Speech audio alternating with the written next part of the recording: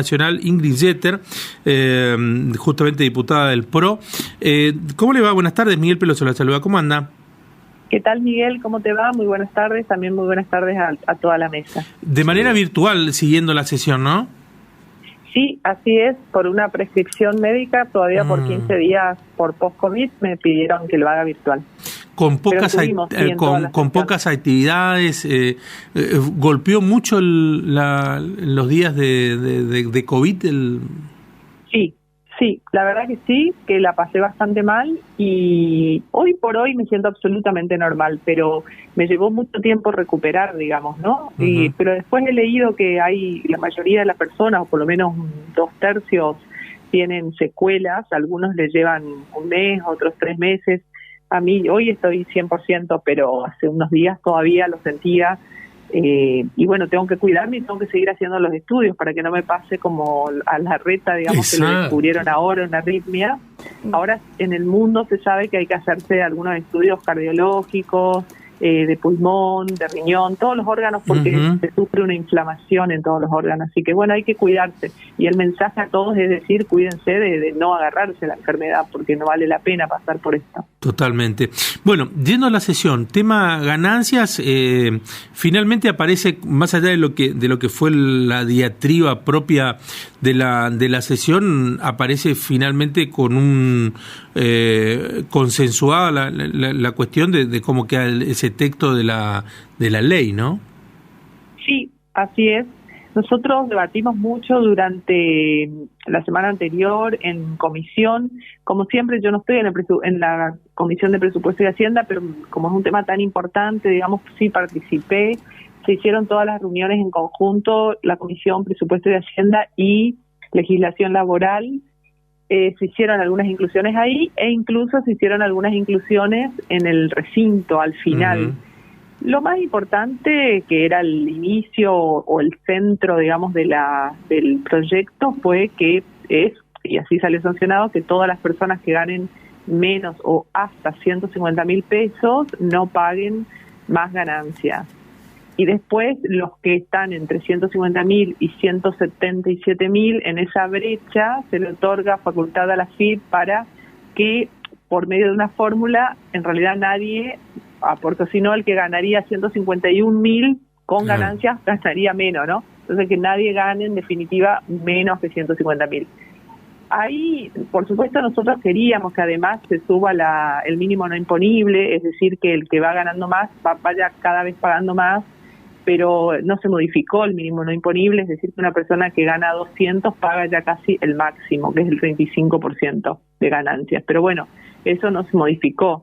Lo importante es que al final, ya creo que a 8 de la mañana, la sesión empezó el sábado a las 11 de la mañana también, se pudo agregar a petición de una diputada de Juntos por el Cambio, que también sean incorporados las jubilaciones de expresidentes, exvicepresidentes o exvicepresidentas, que también esas se incluyan para pagar ganancias, que en realidad estaban exentas.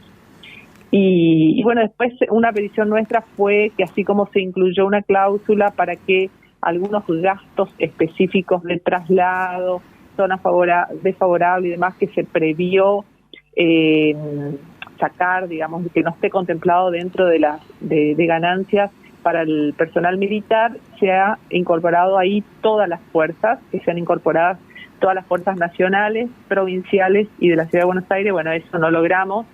También queríamos que sean incluidos los autónomos, pero eso tampoco. Eso fue un poco una discusión ya desde la comisión, pero bueno, no hubo caso, el oficialismo no quería.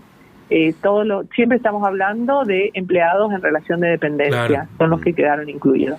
Pero sí se votó por unanimidad, digamos. O sea, creo que tuvo 242 votos positivos y no sé si 2 abstenciones, bueno, el resto estuvo 3 ausente. Abstenciones por ausencia es lo que detalla el periódico respecto a la sesión. ¿Cómo está, Ingrid? La saludo y le quería consultar, ¿es como un avance esto en el ámbito de la política entre tanta grieta y con tantas tensiones? Empezaron como a ponerse de acuerdo en algunos temas. El impuesto a las ganancias estuvo en la agenda del anterior presidente, también empieza a estar en la agenda del Frente Gobernante. por lo menos hasta que se apruebe. ¿Esto es una solución a la temática? ¿Es solo un parche? Es una buena iniciativa, no es la solución.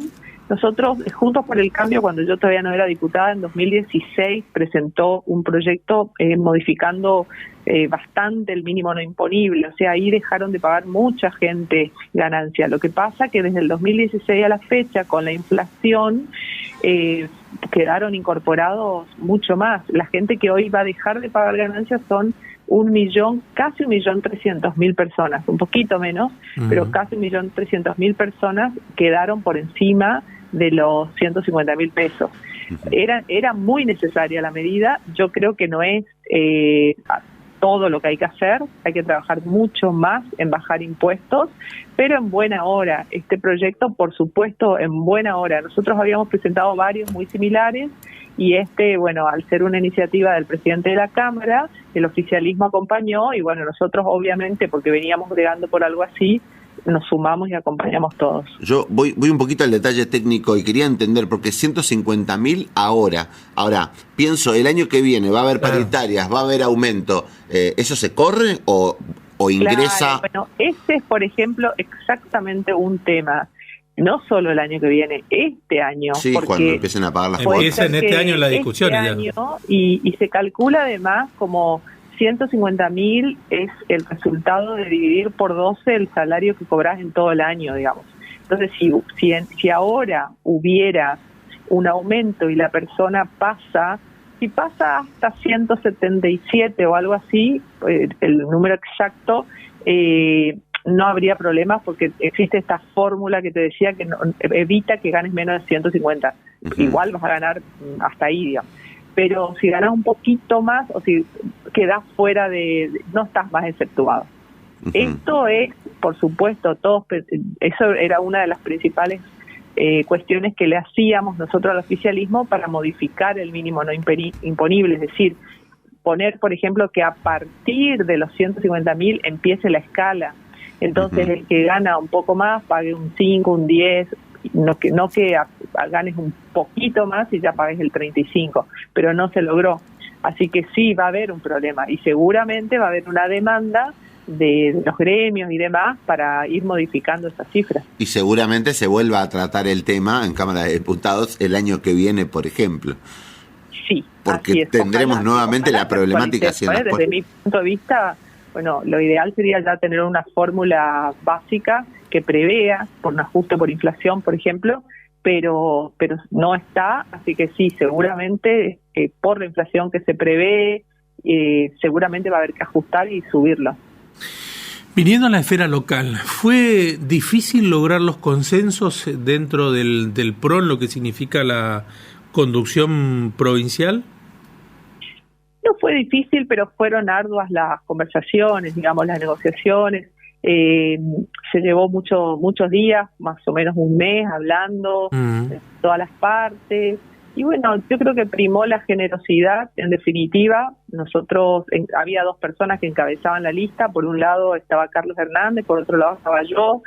Y bueno, preferimos que asuma un tercero. Nosotros propusimos al doctor Flavio Serra, fue aceptado. La otra lista propuso a la concejal de Santa Lucía para estar en la vicepresidencia, que es Lorena Piazza, y también fue muy bien recepcionada por nosotros. Así que en general quedó una buena fórmula, porque por un lado siempre predicamos que se dé espacio, que los partidos tienen que ser abiertos. Yo he predicado muchas veces que el PRO tiene que cambiar en ese sentido, ser abierto, dar cabida a mucha gente que quiere incorporarse a la política, sobre todo que tiene trayectoria personal propia. Y bueno, lo estamos en esto lo estamos plasmando con hechos, digamos, ¿no? Porque Flavio es un pediatra muy reconocido. La única inserción en política es concreta, digamos, porque ha participado del PRO en otras instancias, pero política, me refiero a que nunca ha sido funcionario público. Fue cuando fue candidato conmigo en las PASO. Después no tiene otro desempeño público. Sí, en el partido lleva muchos años, pero siempre con un perfil más bajo, y ahora le dimos este gran rol, así que me parece muy importante y un mensaje claro a todo el mundo de decir, bueno, la idea es que queremos ser muy abiertos, todos los que tienen esta idea, súmense un poco, ese es el mensaje. Y en algunas localidades, como en el caso de, Saladas, no sé, no conozco en profundidad el caso de La Cruz, pero en el caso Saladas y en el caso Goya, que fueron a internas, también ahí hay una puja interesante respecto de, más allá de las conducciones locales, también lo que es la conformación de la propia alianza de cara a los desafíos que se van a plantear este año, digamos, ¿no?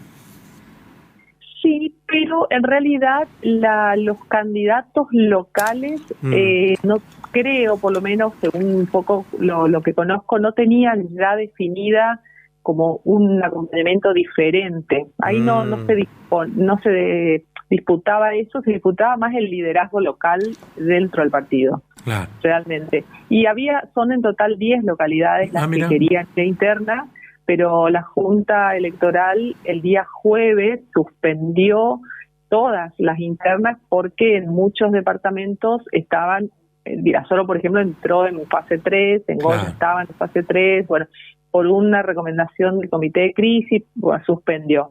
Después, ante un pedido de una de las listas, tanto de Goya primero, después de Saladas y después de San Martín, se habilitó. Fue un tanto así, digamos, y bueno, se habilitó y se tuvieron que ir. Yo, la verdad, no estaba muy de acuerdo con eso, de que primero se suspendió, después se habilitó, pero bueno, se dirimió y... Era un poco los tiempos que corren también por la cuestión de la pandemia, digamos. Pero en estos lugares que se suspendió, llegado el momento se va a reanudar, digamos. El 25 de abril. Sí, 25. Para el 25 de abril específicamente, sí. En este tiempo tienen tiempo para llegar a un acuerdo, pero si no lo hacen, está fijado como para el 25 de abril. ¿Y Flavio Serra entraría efectivamente en funciones a partir de cuándo?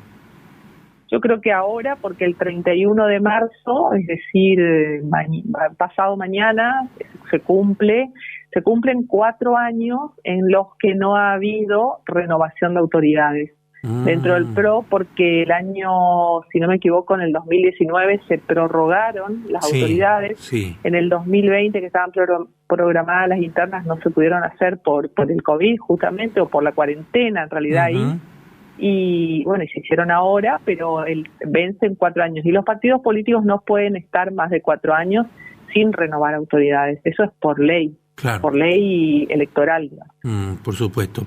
Lo último, en las últimas horas trascendió el hecho de una denuncia de una persona que no sé si trabajaba efectivamente con usted, que dice haber sufrido acoso laboral, persecución. ¿Esta persona trabajaba efectivamente con usted? Sí, pero no, yo aclaro porque me preguntaron varios periodistas si trabajaba en mi casa. No. En realidad es una persona que trabajaba, yo la contraté cuando asumí en el Congreso, cuando uno asume en el Congreso, nosotros en el Congreso cada diputado tiene 4 asesores, y la contraté como una de esas asesoras, y cuando terminó este año, en diciembre, no le renové el contrato, por supuesto hablando con ella, ¿no? Y explicándole las razones. A veces uno cambia, digamos, o pretende cambiar el perfil de sus asesores por una cuestión o por otra, o porque no está conforme, o porque, bueno, quiere buscar otro perfil, y fue así. Le dije que no le iba a renovar el contrato. Se enojó un poco, pero en realidad no me denunció en ningún lado. Por eso creo que esto obedece a una operación política, a una operación de prensa, en el sentido de que ahí dice denuncia, y yo no tengo ninguna denuncia ni en la justicia, incluso ahí creo haber leído que denunció ante el partido en el Comité de Ética. Tampoco pregunté al presidente del Comité de Ética y dijo que no. Yo sinceramente te digo, Miguel, creo, por eso no me afectó realmente, y veo que sí a mucha gente conocida, porque muchísima gente conocida me llama para decirme... Fue una cuestión que sorprendió y que por ahí al que no conoce la mecánica muchas veces de este sistema de los contratos dentro del Congreso, con el tema de los asesores o los que trabajan dentro del bloque, van de marzo a noviembre, diciembre como máximo esos contratos y se vuelven a renovar al marzo siguiente, digamos, ¿no? Si así lo dispone cada uno de los legisladores. Eso es por ley, digamos. Es ley ahí dentro del Congreso. Sí, es totalmente, digamos, es una palabra que no me gusta, es arbitrario, pero es así, digamos, cada uno elige la gente con la que quiere trabajar. Pero vuelvo a insistir, no tengo esa denuncia de acoso, la podría hacer en la justicia, no la he recibido. Y bueno, y también quiero decir que realmente no siento que soy una persona que acosa laboralmente a nadie, pero sí creo que es una operación, digo, porque hoy estamos muy bien en todas las encuestas. A mí me llegan permanentemente encuestas que hacen otros, porque yo no tengo plata para pagarlas, pero otra gente la hace, digamos, el gobierno nacional, el gobierno provincial o diferentes políticos. Y estamos muy bien posicionados. Y creo que eso hace que a algunos les moleste y algunos hagan esta operación de prensa. Pero bueno, lastima en general a los a los que le quieren a uno o a los que le siguen. Uno que lleva tanto tiempo en esto sabe cuando viene por ese lado. Entonces no me afecta en lo particular, digamos. Pero bueno, ojalá si tengo no sé además si incluso puedo hacer algo legal, porque no dice nada concreto, ¿no? En el titular dice grave denuncia, escandalosa denuncia, pero en realidad la denuncia no existe, y entonces me queda muy poco, y dice habría o va a denunciar, entonces me queda muy poco en términos legales. Solamente decir que no es así, explicar lo que es, y bueno, y seguir adelante. Ingrid, como siempre, muchas gracias, ¿eh? Muchas gracias a ustedes.